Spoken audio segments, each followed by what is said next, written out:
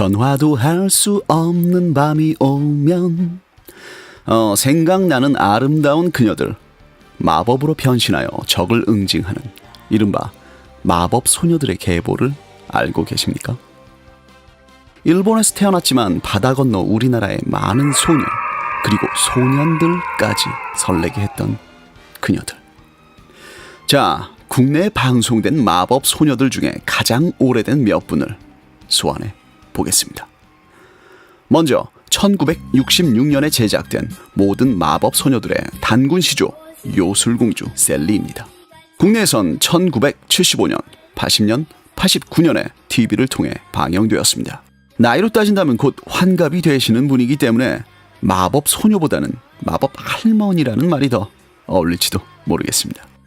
딱히 인류의 평화를 위해서가 아닌 마법 왕국에서 지구로 나들이를 나온 금수저 애기씨였던 셀리는 당시 우리가 상상할 수 있는 가장 귀엽고 사랑스러운 비주얼 그 자체였습니다. 재밌게도 요술공주 셀리는 빗자루를 타고 하늘을 날아다녔는데요. 요즘이야 마녀 배달부 키키, 해리포터 같은 친구들 덕분에 빗자루를 타고 하늘을 나르는 이미지가 자유로움과 판타지의 상징이라지만 셀리가 처음 등장했던 7, 80년대까지만 하더라도 빗자루를 타고 하늘을 나르는 사람은 오직 검은 망토, 매부리코, 등이 굽은 음산한 웃음소리에 늙은 마녀라는 고정관념이 있었기 때문에 이 컬러풀한 소녀가 귀여운 표정으로 빗자루를 타고 하늘을 나르는 장면이 아이들에게 주는 신선함은 실로 엄청났습니다. 그리고 사실 요술공주 셀리가 한반도에 남긴 가장 큰 마법의 흔적은 재미있게도 바로 치킨이었습니다. 페리카나 치킨이 찾아왔습니다. 정말 그 유명한 페리카나 송이죠. 셀리의 주제가 멜로디에 가사만 바꿔 만든 이 마성의 CM송은 무려 30년 동안이나 기성세대의 뇌리에 강하게 남아 페리카나를 아직도 먹여 살리고 있습니다.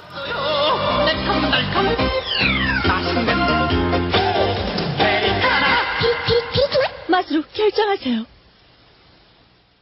흑백 TV 시대의 마법 퀸이 셀리였다면 본격적인 컬러 TV 시대가 시작되며 문을 연 마법 퀸은 지금 이 기성세대들에게 가장 큰 지지를 받고 있는 요술공주 민키입니다. 마법나라의 왕과 왕비 부부는 자신의 딸인 공주 민키에게 꿈과 희망이 사라져가는 지구를 구하라는 임무를 맡깁니다. 풍성한 헤어스타일의 귀여운 소녀 민키는 그렇게 평범한 가정의 사랑스러운 아이로 자라나 지상에서 일어나는 사건들을 하나하나 해결해 나가는데요.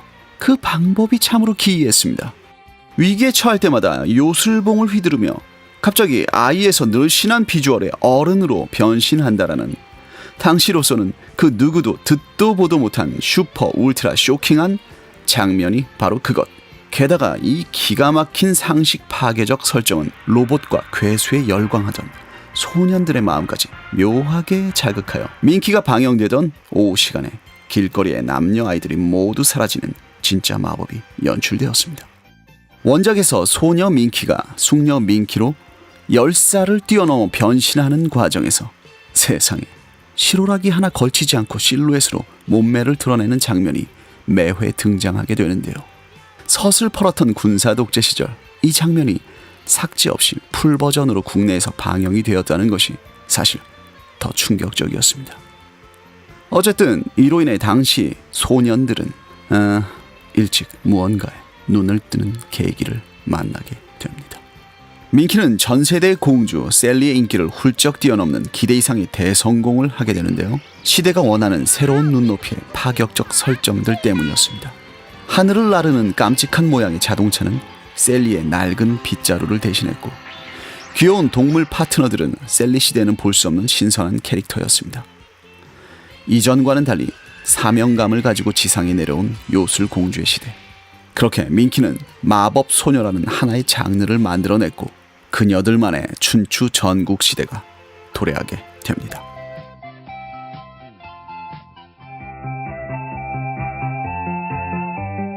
하지만 그 많은 마법 소녀들 중에 천사소녀 세로미는 몇 가지 면에서 조금 독특했습니다.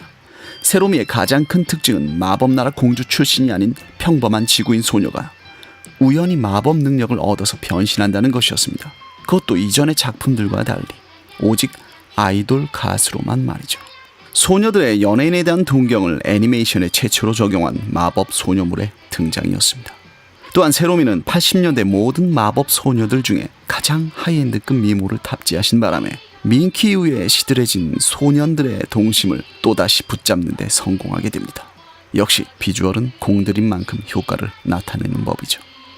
평범한 소녀 유리는 우연한 기회에 아름다운 숙녀 세로미로 변신하여 화려한 무대에 서게 되고 급기야 연예기획사에 소속되어 정상급 인기의 아이돌이 된다는 이전과는 달리 비교적 현실적 꿈의 성취에 가까운 설정을 보여주었습니다. 또한 마법으로 변신한 세로미의 모습과 꼬마 유리인 실제 자신의 모습 사이에서 내적 갈등을 겪는 장면들은 기존의 마법 소녀들과는 차별화되는 부분으로 기억에 남습니다. 그렇게 세로미를 끝으로 우리는 역사적 88 서울 올림픽을 맞이하게 됩니다. 마법보다 더 드라마틱했던 올림픽의 재미 덕분인지 마법 소녀들의 인기는 서서히 저물어갔고 그렇게 80년대도 마법처럼 함께 사라져갔습니다. 하늘 높이 솟는 불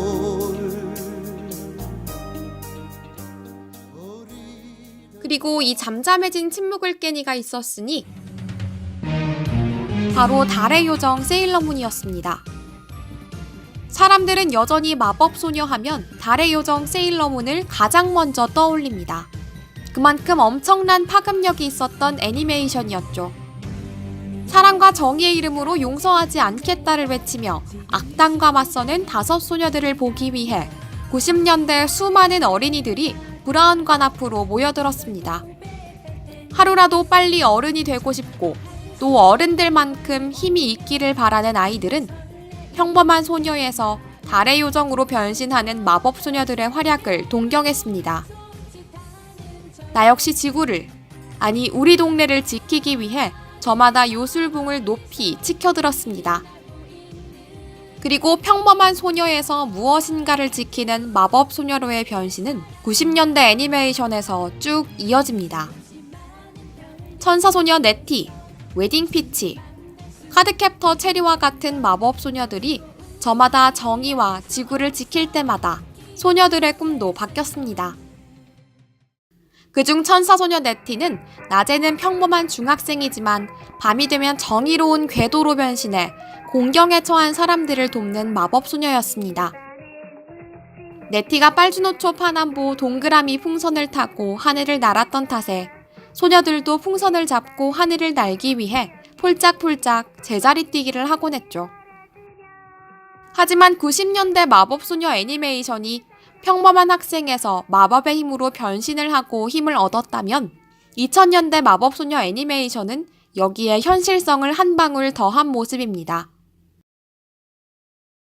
달빛 천사는 시한부 루나에게 나타난 사신들의 도움으로 그토록 바라던 가수 활동을 할 수 있게 되면서 벌어지는 이야기를 다룹니다. 루나는 사신의 힘으로 12살 소녀에서 16살 소녀로 변신합니다.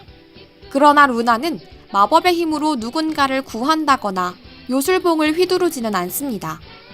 그저 자신의 꿈을 펼쳐나갈 뿐이죠. 이 대목에서 우리는 시대가 바뀌면서 애니메이션에도 현실의 변화가 투영됐다는 것을 알 수 있습니다. 이제는 소녀들도 각박해진 사회에서 더 이상 현실성이 없는 마법소녀보다는 브라운관에서 화려하게 빛나는 현실 속의 가수를 동경하기 시작했기 때문이겠죠. 그리고 2018년 현재 소녀들은 더 이상 마법으로 지구를 구하지도 누군가 자신을 마법의 힘으로 변신시켜주기를 바라지도 않습니다. 프리파라는 아이돌 가수가 되기 위해 꿈의 무대에 서기 위해 스스로가 길을 개척해 나가는 이야기를 그려냅니다. 화려하게 빛나는 가수를 동경하는 것에서 그치지 않고 그 빛나는 스테이지에 서기 위해 힘을 모으는 소녀들의 모습이 인상적입니다. 어릴 적부터 아이돌 가수가 되기 위해 오디션을 보고 레슨을 받는 현 시대의 소녀들을 그대로 옮겨놓았다는 착각마저 들게 합니다. 마법은 소녀, 그리고 소년들을 설레게 했고 웃게 했으며 내일의 달라진 나를 꿈꾸게 했습니다. 시대에 따라 사회가 변하는 모습에 따라 우리의 마법 소녀들도 조금씩 변해왔습니다. 그러나 한 가지 변하지 않는 것이 있습니다. 아마도 그건 언제든지 우리를 그 시절의 나로 돌아가게 만드는 저마다가 갖고 있는 추억이라는 가장 강력한 마법이 아닐까요?